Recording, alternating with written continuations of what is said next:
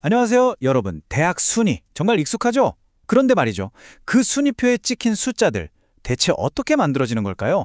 그리고 그 숫자들이 대학 자체를 어떻게 바꾸고 있는지 혹시 깊게 생각해 보신 적 있으세요? 오늘 바로 그 순위표의 뒷이야기를 한번 제대로 파헤쳐 보겠습니다.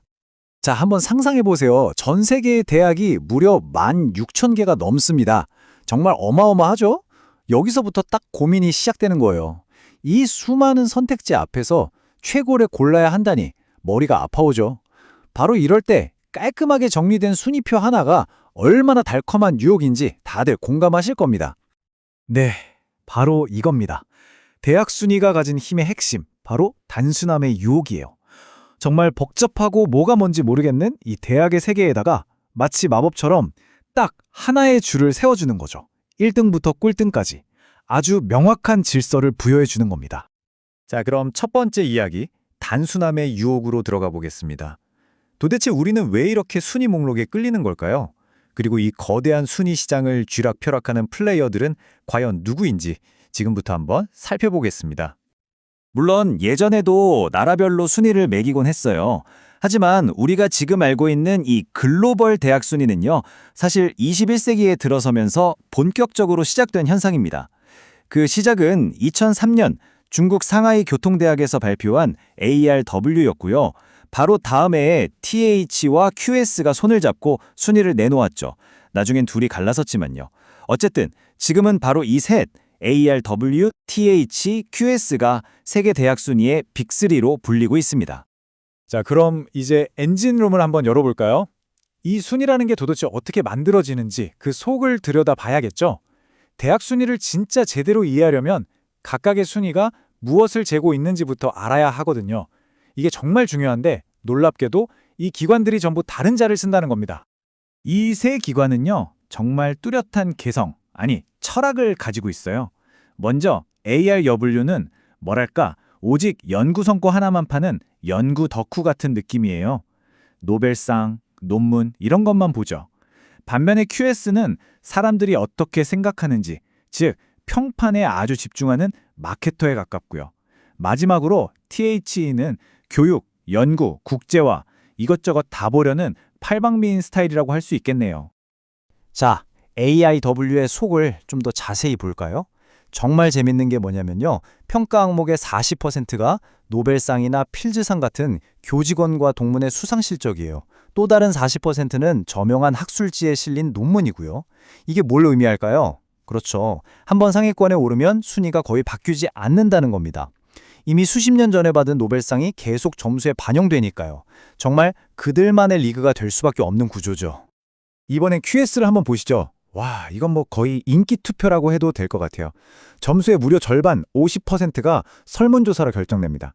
전 세계 학자들과 기업 인사들에게 어느 대학이 좋다고 생각하세요? 라고 묻는 거죠. 굉장히 주관적일 수밖에 없겠죠. 결국 QS 순위는 실제 성과보다는 인식이나 평판이 좌우한다고 볼 수 있습니다. 자, 이러다 보니 당연히 비판이 없을 수가 없겠죠. 우선 평가 방식이 영어권 대학이나 자연과학 분야에 너무 유리하다는 지적이 있고요. 또 가중치를 아주 조금만 바꿔도 순위가 확 뒤집힐 수 있다는 문제도 있어요. 그리고 이게 정말 심각한데 대학들이 직접 제출하는 데이터를 쓰다 보니 얼마든지 조작의 유혹에 빠질 수 있다는 겁니다. 실제로 한 설문조사를 보니까 무려 74%가 대학들이 순위 올리려고 데이터 만지는 것 같다고 생각한대요. 심지어 전 세계 대학의 1%도 안 되는 소수만을 줄 세우는 거고요. 자, 그런데 여기서부터 이야기가 정말 흥미로워집니다. 순위가 단순히 현실을 보여주는 거울이 아니라 현실 자체를 바꿔버리는 망치가 되어버린 거죠. 이걸 바로 상아탑의 감옥 효과라고 부릅니다. 조금 어려운 말 같지만 제도적 동형화라는 개념을 알면 쉽습니다. 이게 뭐냐면요. 조직들이 서로 점점 닮아가는 현상을 말해요. 왜 그럴까요? 순위가 이런 대학이 좋은 대학이야? 라고 점수를 잘 주니까 너도 나도 그 기준에 맞추려고 하는 거죠. 결국 다들 비슷비슷해지는 겁니다. 이게 반드시 대학을 더 좋게 만드는 것도 아닌데 말이죠. 마치 보이지 않는 감옥에 갇힌 것처럼요. 이 말을 한번 들어보세요. 순위는 다름을 우월함으로 대체한다. 정말 핵심을 찌르는 말 아닌가요? 원래는 각자 다른 개성과 강점을 가진 대학들이잖아요. 그런데 순위라는 단 하나의 잣대가 들어서는 순간 다름은 사라지고 오직 더 좋음과 더 나쁨만 남게 되는 겁니다. 모든 대학이 똑같은 경주를 하도록 강요받는 거죠. 그럼 대학들은 이 순위에 어떻게 반응할까요? 말할 것도 없죠. 이 그래프를 보세요. 상위 25%에 드는 대학들은요, 100%, 단 한 곳도 빠짐없이 자기네 웹사이트에 순위를 자랑합니다. 심지어 하위권 대학들도 73%나 순위를 언급해요. 이게 뭘까요? 순위가 높은 대학은 순위를 이용해서 자신들의 명성을 더 굳건히 하고 이 게임에서 계속 이기려고 하는 거죠. 자, 정리해보면 이렇습니다. 원래 순위의 목표는 아주 좋았어요. 학생들한테는 명확한 정보를 주고 대학들한테는 책임감을 갖게 해서 교육의 질을 높이자는 거였죠. 그런데 현실은 어땠을까요? 오히려 대학들이 다 똑같아지고 순위 올리려고 꼼수나 부리고 혁신이나 다양성은 오히려 위축되는 그런 부작용이 나타나고 만 겁니다. 자, 그럼 이제 마지막 이야기입니다. 순위표를 넘어서 어차피 대학 순위가 없어지진 않을 거잖아요. 그렇다면 우리는 이제 뭘 해야 할까요? 이대로 그냥 둬야 할까요? 아니면 더 나은 방법은 없을까요? 앞으로 나아갈 길을 한번 모색해 보겠습니다. 이 문장이 우리가 나아갈 방향을 잘 보여주는 것 같아요. 순위는 계속 될 겁니다. 하지만 단순한 구경거리가 아니라 진지한 도구로서의 순위가 필요하다. 네, 맞아요. 핵심은 순위를 아예 없애자는 게 아닙니다.